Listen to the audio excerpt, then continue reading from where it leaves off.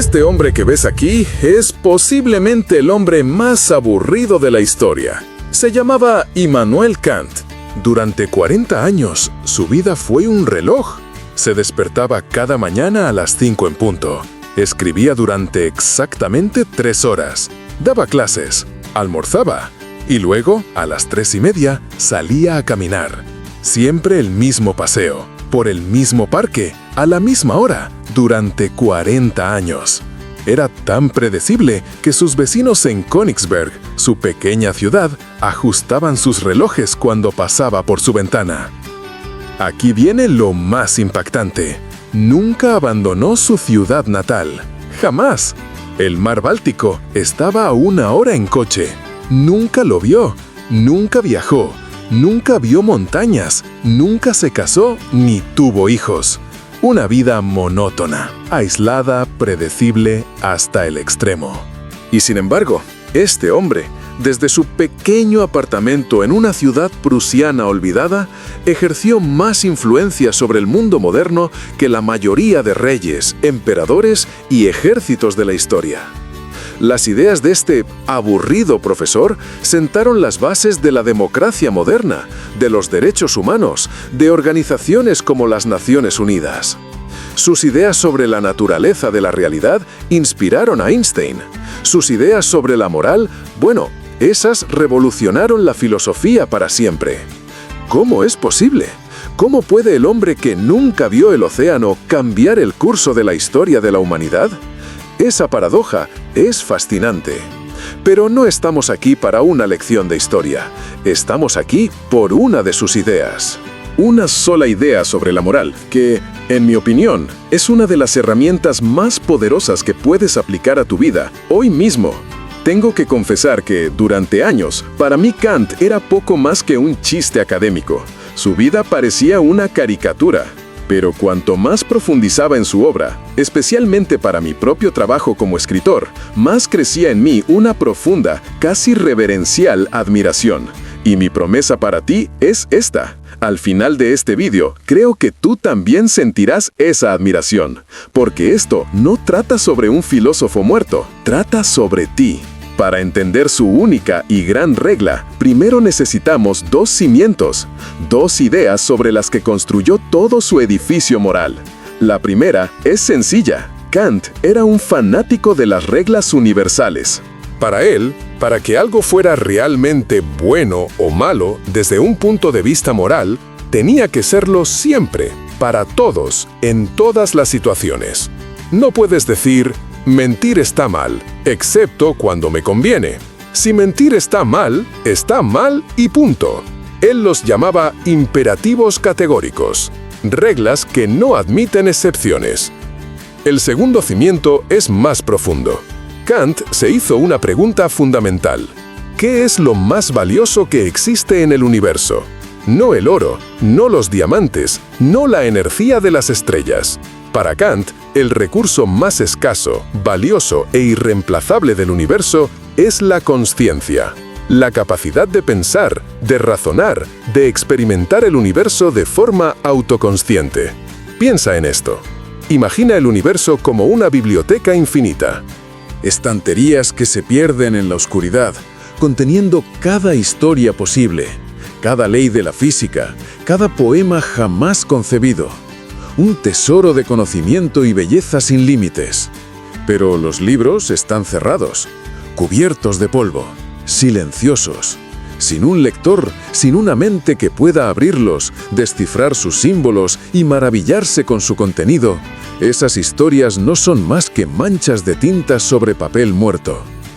El universo, con toda su majestuosidad, sus galaxias y nebulosas, sería un desperdicio colosal, un espectáculo sin público, un teatro vacío.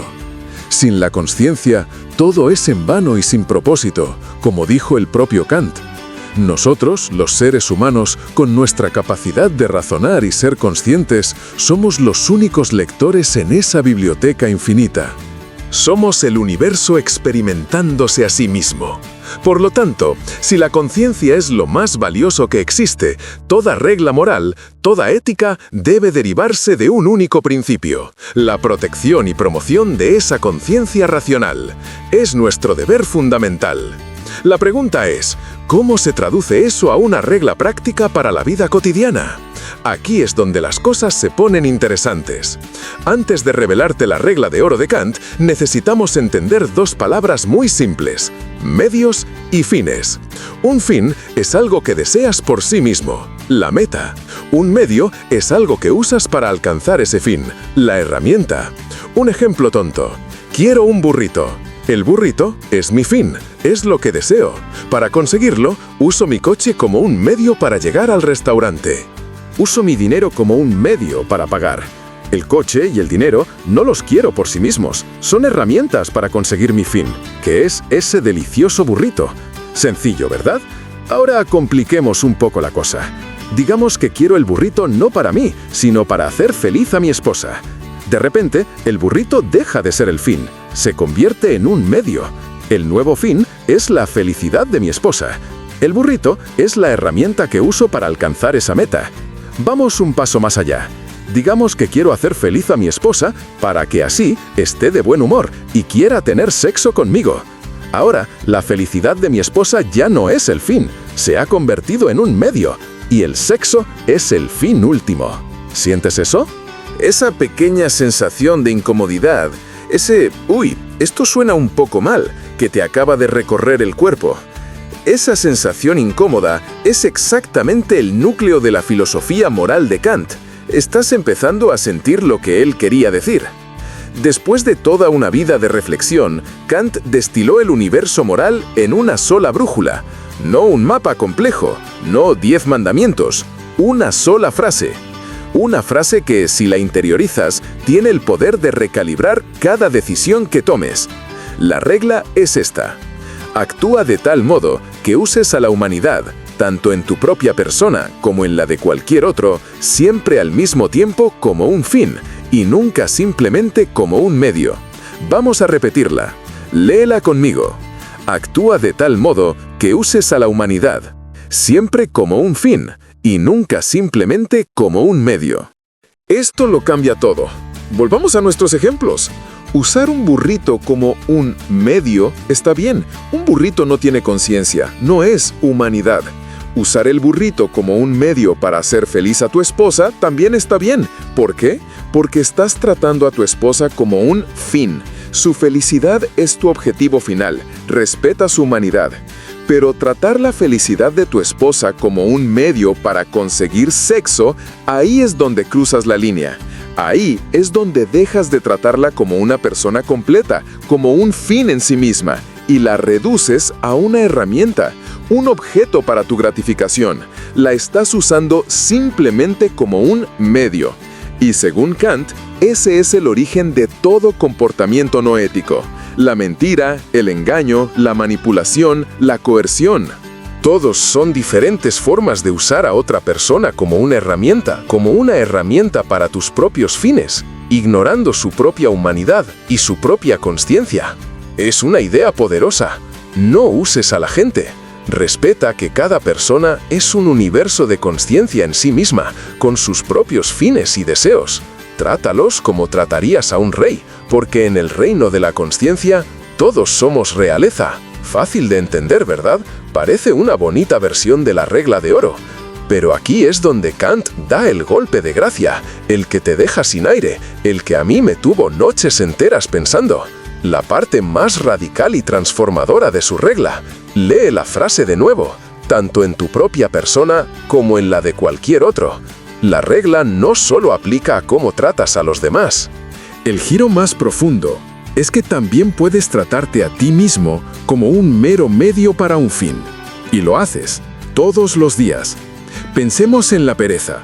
Pensemos en esas tardes de domingo o esas noches de martes, en las que te hundes en el sofá y pasas 2-3 horas haciendo scroll infinito en TikTok o Instagram. ¿Qué está pasando ahí, según Kant? Estás tratando tu propia conciencia, tu propia mente, como un medio. Sientes el calor del móvil en la palma de tu mano, el pulgar moviéndose casi por su cuenta, como un autómata. Notas esa ligera tensión en la nuca, los ojos secos y vidriosos. El mundo exterior se desvanece en un murmullo lejano, reemplazado por un flujo interminable de estímulos de 15 segundos. No es descanso, es una anestesia autoinducida.